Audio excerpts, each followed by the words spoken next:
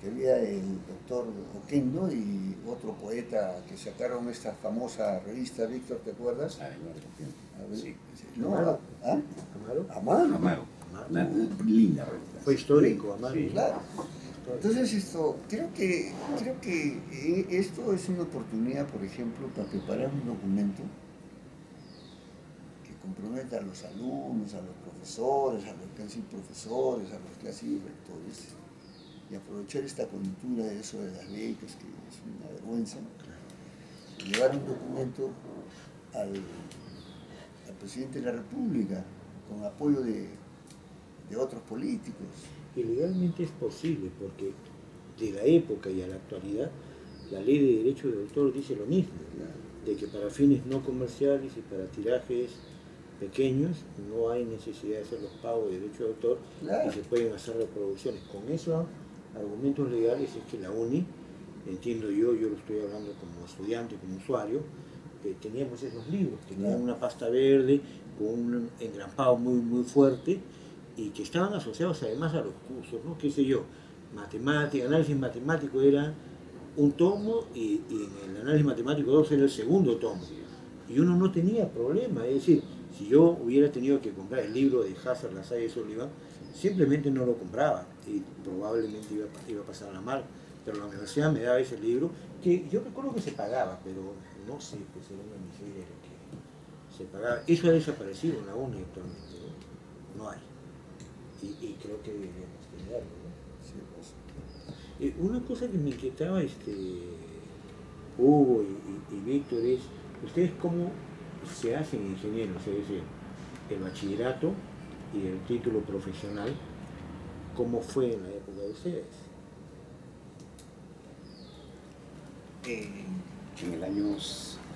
En los años 70, que habían gobiernos militares, se le da todo un orden, ¿no?, jurídico a las universidades, a sus carreras, y a todo ahí aparece la departamentalización. Claro. En los años 70. Entonces, era una etapa donde, más que por la posición de la ley, era esa forma ideal que te había planteado Luis Felipe, que para ser bachiller tenías que presentar una tesis, para titularte tenías que hacer otra tesis, entonces, y que los idiomas tendrían que acompañarnos ya, si no, no podíamos obtener el primer grado de bachiller. El capítulo 3 del libro que comentamos hace un rato, Luis Felipe, señala que desde el primer semestre se contaba con alianzas, con convenios con el Instituto Cultural Peruano Norteamericano y con la Alianza Francesa. Y yo me imagino que eso ha sido fabuloso para que ustedes puedan tener una formación profesional mucho más rica que la que han tenido las siguientes generaciones que sufren de esa eso. época él planteaba, pues, él hablaba, y me trae recuerdos a un amigo de acá, él decía que todo ingeniero economista tiene que ser trilingüe. Decía, uno debe saber hablar bien el español. Dos, hablaba del inglés y hablaba del francés. Entonces estudiábamos en el Cultural Peruano Norteamericano y la Alianza Francesa. En ¿Y quién lo pagaba? No, nosotros gratis, completamente gratis. La universidad pagaba. Eso es extraordinario, ¿no? La universidad. No teníamos sino que irnos a matricular nada más. Sí. Hasta que llegó un momento en que, por falta de recursos que sufre la universidad peruana en general, ya no había para pagar. Entonces ya tuvieron que hacerlo los alumnos. Y eso devino en que pasó a ser electivo, si querías o no. Entonces fue así como O desapareció. sea, era obligatorio. Era obligatorio, era parte del programa. Llevar tu certificado. Digamos que salíamos con un nivel intermedio, avanzado, de Todo, idioma. el nivel que ahora es, o sea, si lo estudiábamos 9 ciclos en el cultural, cada ciclo era de 3 meses, o sea, era 2 años, 7 meses, lo mismo que dura ahora, o sea, salimos con un inglés avanzado a nivel de comunicación. Porque a partir del sexto ciclo era pura comunicación. Sí. Y en francés lo mismo, en francés también era 2 años, 3 años, era 2 años. Y Eran en los caso- 2 idiomas. 2 idiomas. No era opcional. No, obligatorio dos los idiomas. dos. Y en castellano, pues por eso que tenemos un Trilingüe. curso de redacción oral y expresión escrita para enseñarnos a escribir, expresarnos bien. Yo me acuerdo que cada rato me fastidiaba el profesor Mauriel, que en paz descanse, Antonio. me decía, alumno Durán, no se dice enantes, hace un momento. Y el antes es una expresión muy arequipeña. Ya. Jorge, ¿y qué pasa después con el departamentalismo y los estudios generales? ¿Cómo afecta eso a la facultad? Porque de un momento a otro nos empiezan a meter una serie de cursos y uno, creo, tenía la sensación de que todavía no entraba a la universidad, ¿no? Bueno, No entraba a la facultad. ¿Qué pasó ahí? digamos,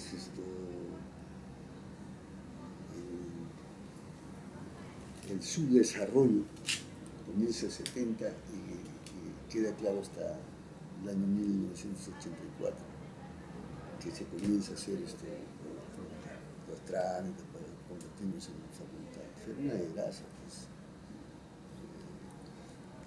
Cualquier amigo de la autoridad llegaba y dictaba cursos que realmente no tenían. En el 83, cuando ya era una.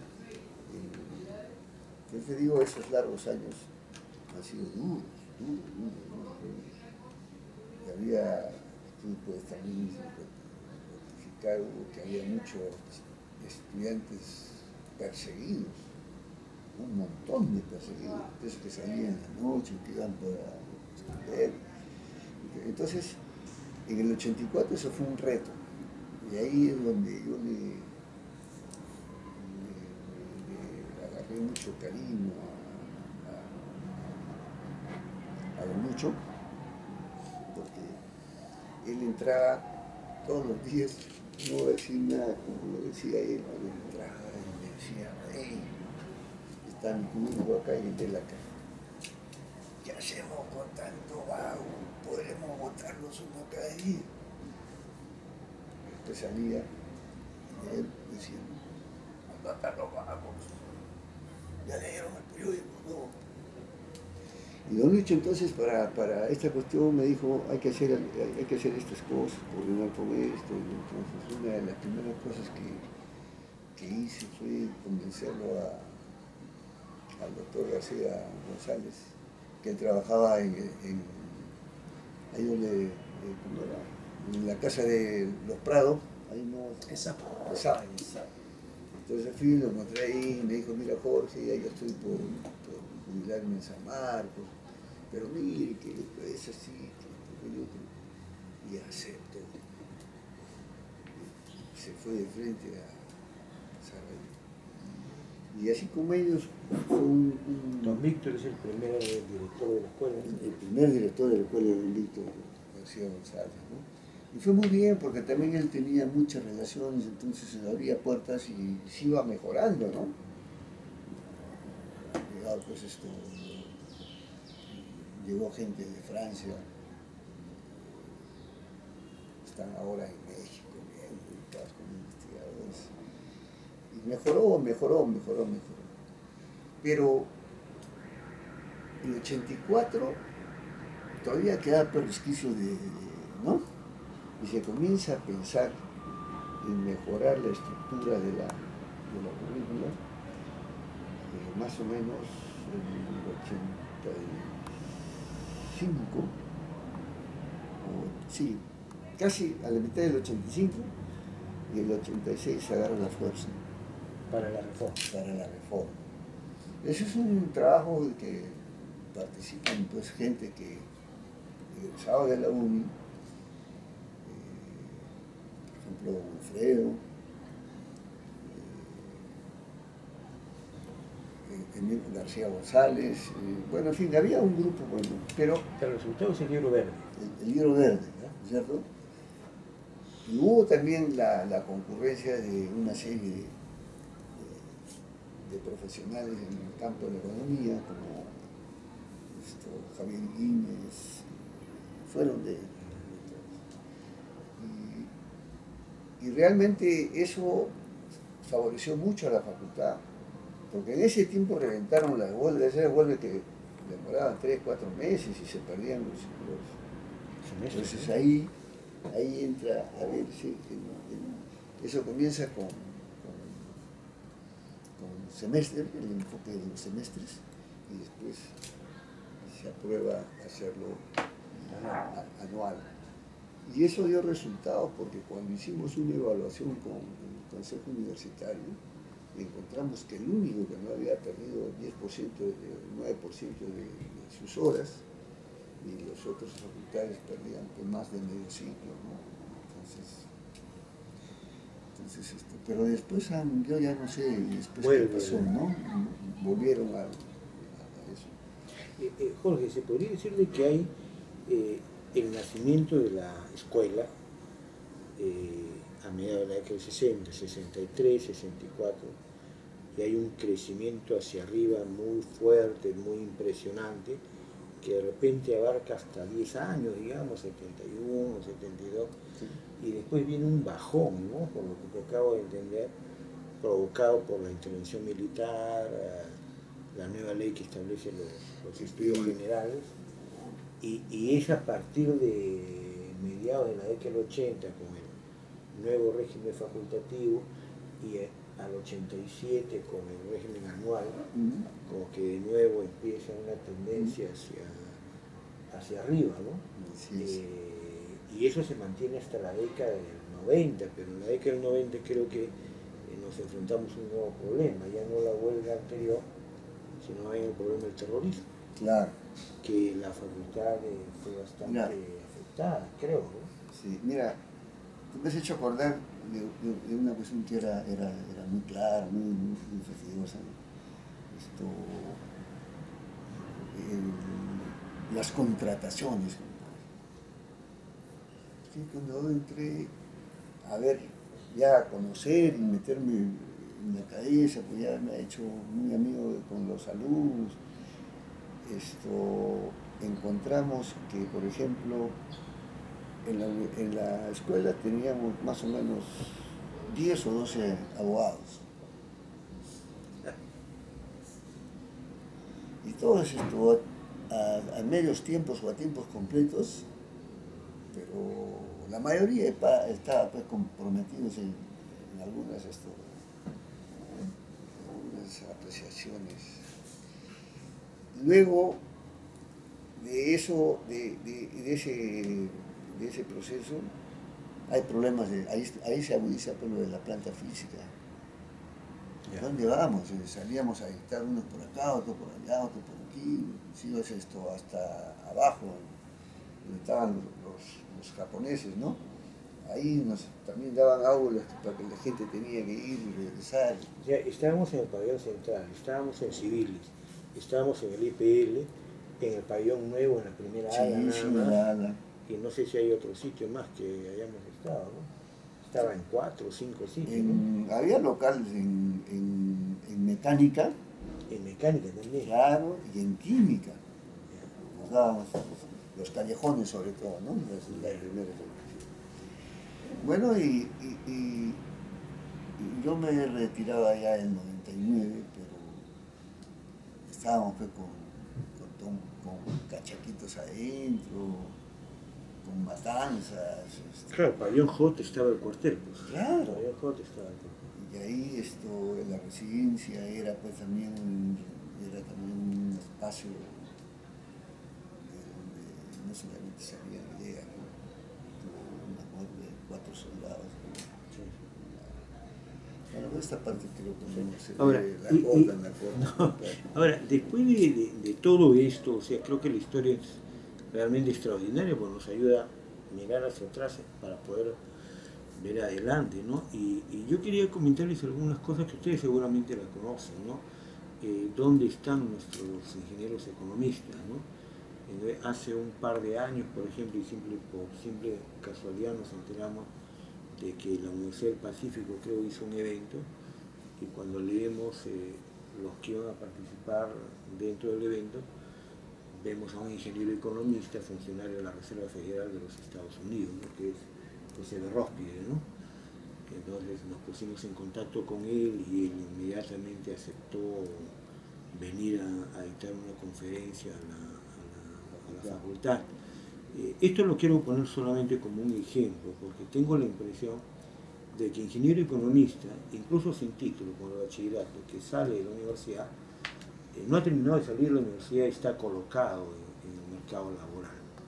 Pero tengo la impresión también, conversaba hace algún tiempo con David Cortés, y tengo la impresión de que las primeras áreas de colocación en el mercado laboral del ingeniero economista, por razones que desconozco, estaban más vinculadas al área de sistemas.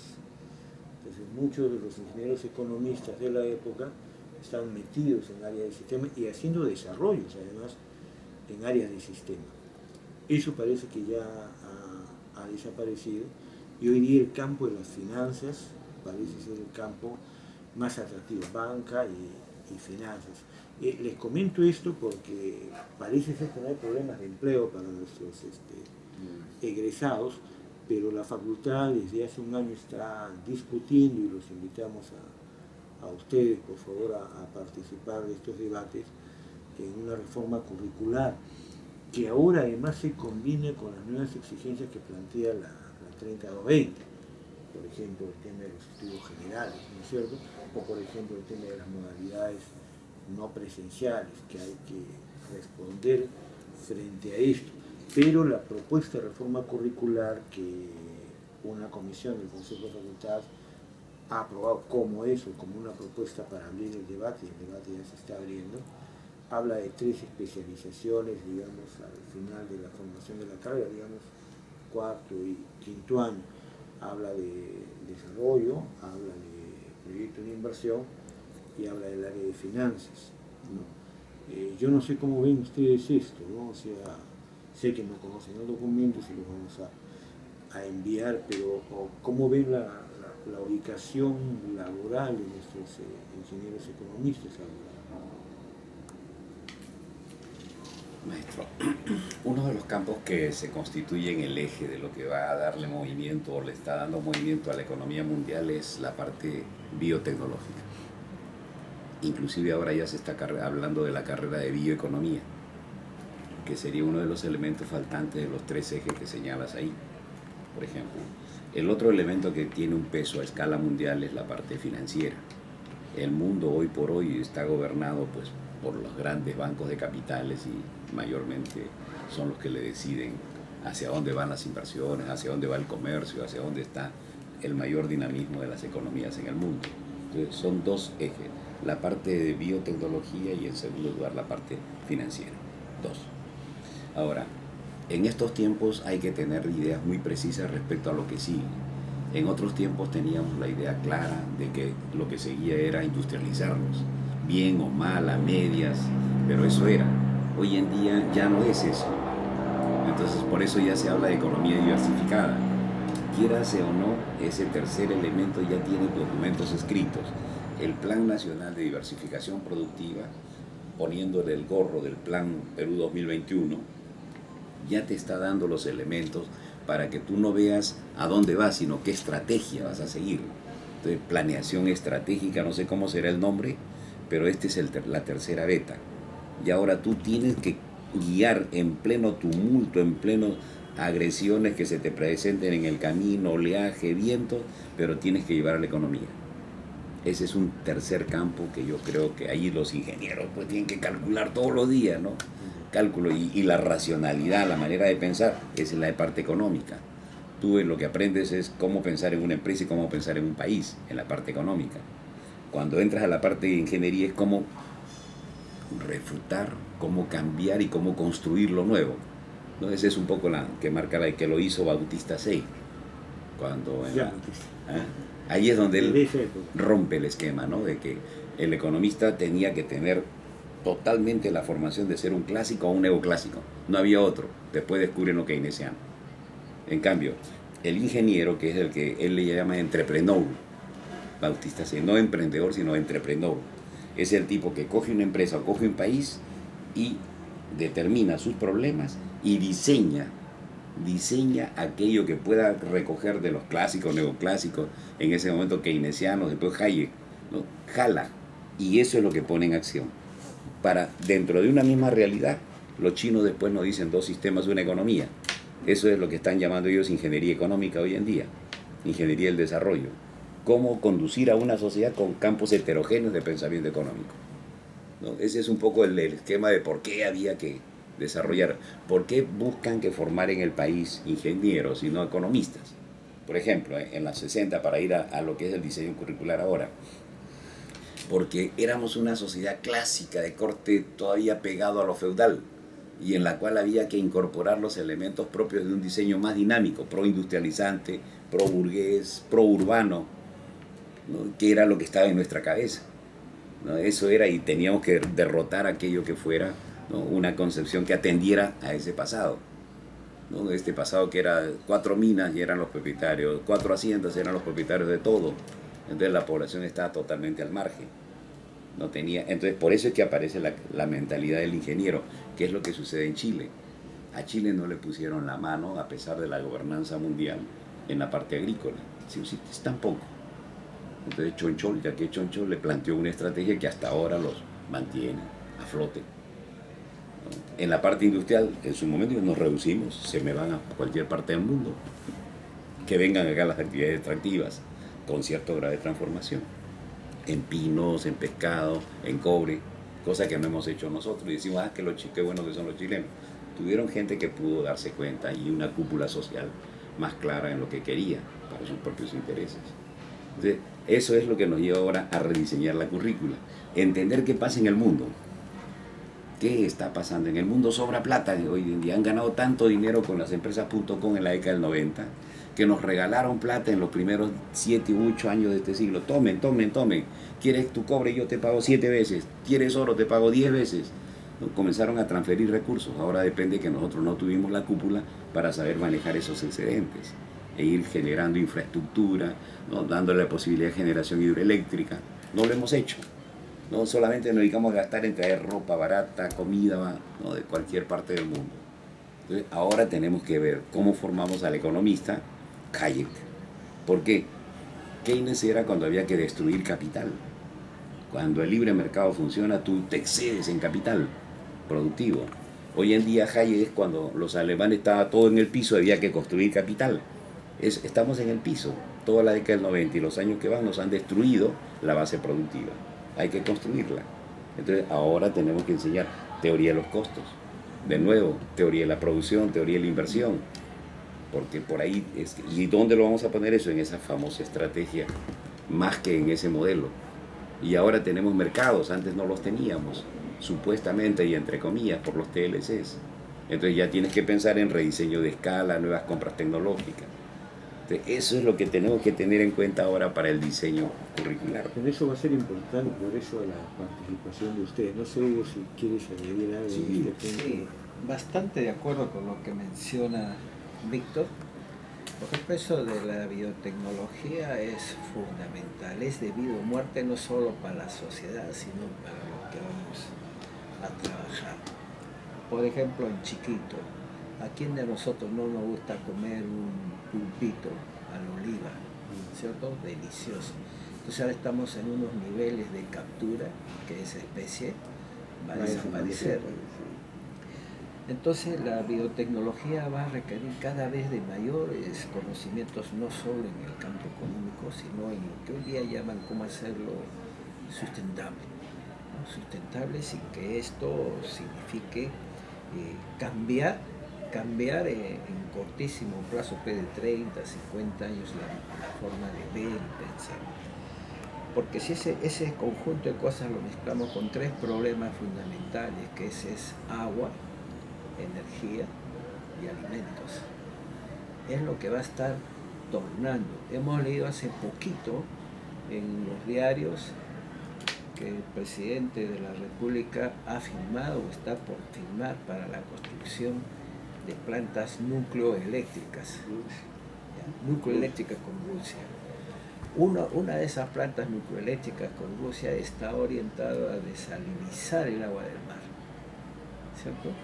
Y el otro para producir electricidad en áreas en donde no hay, pero hoy en día la corriente mundial es a no centrales nucleoeléctricas a raíz del accidente de Japón, pero es una opción para el caso peruano. Entonces, para eso, por ejemplo, se necesita ingenieros economistas preparados para esas nuevas formas de producción, para esas nuevas formas de mercado. En la actualidad, por ejemplo, gran parte de lo que estamos exportando es en base ya a irradiación gamma, una planta multiuso que está permitiendo irradiar flores, papas, espárragos, y para cumplir los requisitos. Pero todas esas cosas requieren un nuevo cálculo de costos, nuevas apreciaciones. Eso, digamos, así viendo. Y el otro problema es que las otras carreras ve un plan de estudios de un ingeniero de sistemas. Está que estudia macro, micro, política económica, todo, un 50, 60% de nuestras carreras. De tal manera que ahora el ingeniero sistémico también está en lo mismo. Y él ahora, el clásico administrador, también está cambiando de áreas de acción. O sea, vamos hacia un conjunto, en mi manera de ver, que los futuros profesionales tienen que dominar todo de todo para pequeñas áreas de negocios. En la actualidad, por ejemplo, las grandes empresas están dando prioridad al área de gestión y control. Y meterse en gestión y control no es otra parte que la gestión en el planeamiento intenso de todas las actividades. Entonces, ha surgido ahora un planeamiento más rico en teoría, más rico en instrumentos, pero que no le llaman planificación, le requieren puntos así de contacto muy fuerte en todo lo que significa tecnología.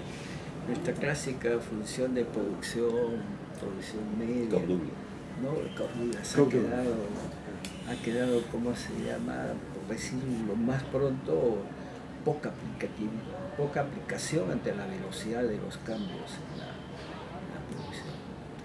Entonces, hoy a los jóvenes les toca pues tener no solo una cultura muy amplia, y en el caso de nuestro país, que somos un país multicultural y también multidiverso por los recursos que tenemos, entonces ya tampoco podemos pensar en profesiones en general y en particular en ingeniería económica que pueda abarcar la totalidad de esas características. O sea, tener que tener una formación general y otra específica para cada uno de esos rubros que se le van a presentar. Uno de los temas que tenía un poco para de repente tratar de cerrar la reunión estaba ligado a lo que comentaba hace un rato con Víctor y con Jorge, de que la historia de la facultad, que empieza el año 63-64, es una historia que encuentra solamente dos escuelas de ingeniería económica, ¿no? La UNI